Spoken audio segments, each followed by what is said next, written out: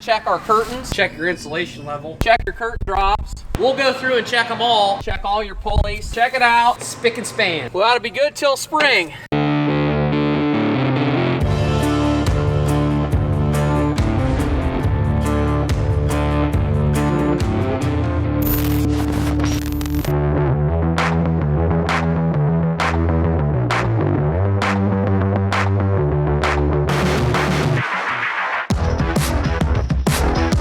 Winter is upon us. Fall is almost over. As farmers, winter's kind of hard on a lot of things. Farm equipment, these barns, and if you don't have these barns in the right state, they can be hard on the winter can be hard on the pigs as well. So what we're gonna do today, shout out to AP for giving us a maintenance kind of checklist, a pre-winter checklist of all the things that we need to get in order before the winter season hits, so that our barns and the pigs are in good shape. First thing on our list is our curtains, but before we go out the door, if you want a copy of the list that we're using today, click on the link in the description. It'll take you right to that list. First on our list is to visually check our curtains. This didn't just happen.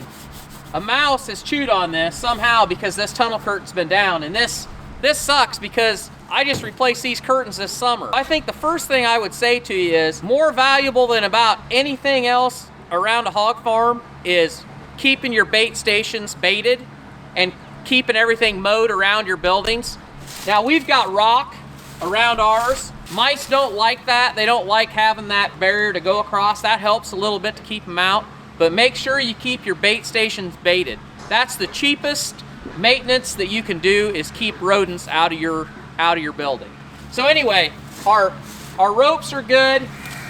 You want to check your pulleys. As these pulleys run, the cables will rub off on one side of the pulley or the other. So a pulley that looks good from far away, if you notice, they may start getting thin on one side or the other. And when they do that, they get thin and they can break. So it's a good idea to run the curtain up and down, see how everything's moving. Like I said, these curtains are basically new this summer. I'll probably actually try to patch this. That kind of pisses me off. Here is what you don't want to see. So this curtain here has reached the end of its life. These are actually going to get replaced here in a couple weeks.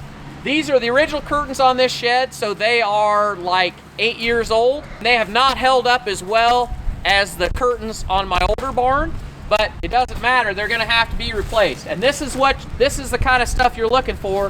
When they start to split, they're getting thin, and they start getting holes from being beat against the bird wire, it's time for a new set. That's something you definitely want to get taken care of before winter. At the corners of the buildings, we want to check the pulleys. We want to make sure that our curtain machines are greased and that everything is running smooth. It's a lot easier to do that now than when it's 10 below. So just make a visual check all the way around your building, run everything up and down, make sure it's running smooth, help get you through the winter. Well, that bothered me enough I had to go get my duct tape. It may not last, but I really couldn't bear the sight of having to look at it, so I'm gonna put a piece of duct tape on it.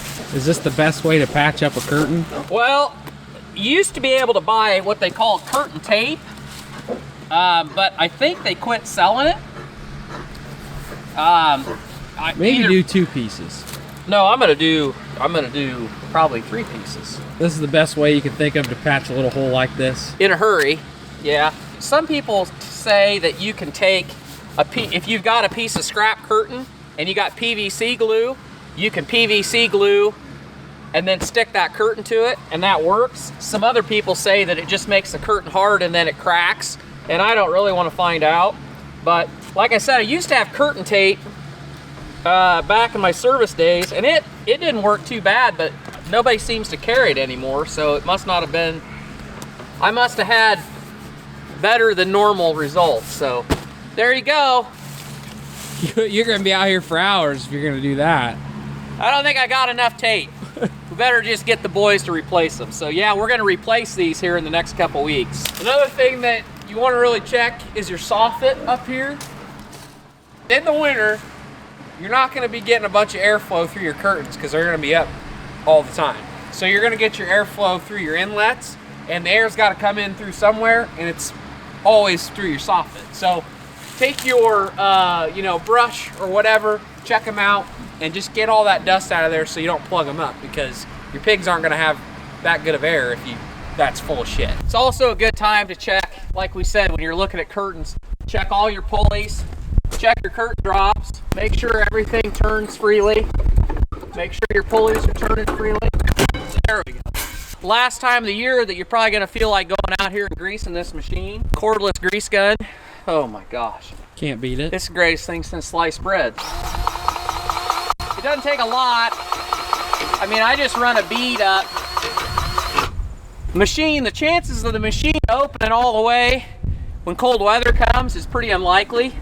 And a bead along here, that'll carry that grease up. I gotta go get my ladder. This is the biggest pain in the butt with a curtain machine, is you pretty much need a ladder if you're gonna grease those pulleys at the top, because I'm height deprived anyway, and I'm sure as heck not gonna be able to get up in that. So I'm gonna go get a step ladder and grease the pulleys at the top.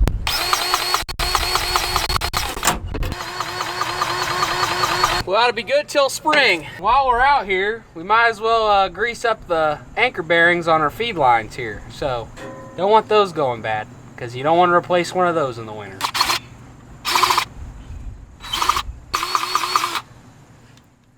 What'd you get? 1 out of 4 tuck. We'll have to get the hammer. We'll have to get the grease zerk popper to get them to take. Well, we might start the feed line. Is there ever a situation where all the zerks take? Never. I don't think there is. Never. We got 3 out of 4 to take. I think I just got there the you go. one out. You're golden. Golden, baby. Another good thing to check this time of year is make sure your inlets are all adjusted. And the easiest way I know to do that is to come into your controller, go to your inlets, put them in manual close. This room that we're going into, it's empty. We're getting ready for pigs, so the inlets were closed anyway, but that way they're not going to move on me, and I can go along and make sure that they're all the same. As we go along, these inlets are all pretty good, and some of you might wonder if you want them all the way shut, and some people actually will set their inlets so there's like a finger width between the door and the frame. I let mine go all the way shut because when I'm starting wiener pigs, you only need a half a CFM per pig, and even the best inlets will leak enough air to start, for pigs. And as soon as you get to where that fan starts ramping up in the first stage, it's gonna run open 5%, 10% anyway. So I like to adjust them back to completely shut. So these look really good. Here's one that is open. So as you can see, I can put my hand in there. These are really easy to adjust. Some older inlets actually have like metal clamps on them, makes them kind of a pain, but these wing nuts are pretty simple. So I just loosen that up, slide it up, and tighten it down. We'll go through and check them all. They should be at 0%. They're good and tight, not leaking air. Next up on the list is heaters. And the best time to work on a heater is before you need it, right? That'll work.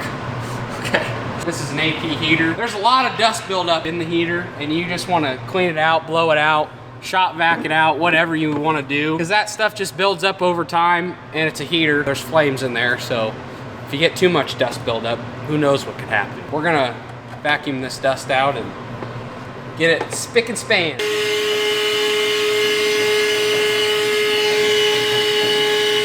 All right.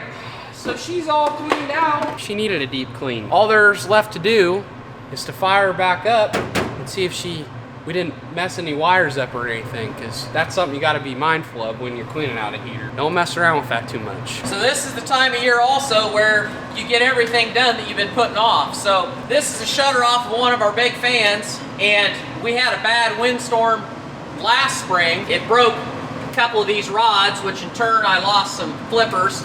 But my pigs were good size, and I kept putting it off. But it's getting cold. We're starting a new group of pigs, and I was like, it's high time to make a switch. So we took this one out, got a new set of shutters. You'll notice one thing that they've changed is that they've added these braces to help make the shutter stronger. Your barn already operates on negative pressure, And then if you get a big wind out of the west, we're facing west, you can get a lot of pressure on these shutters. And as you can see, one thing we've done with ours is we've put just clicks on the sides and put PVC pipe across so that the shutter can't bow. On this one, we're gonna do that, but we also, when it caved in, it broke these clips. So we're gonna replace these clips also.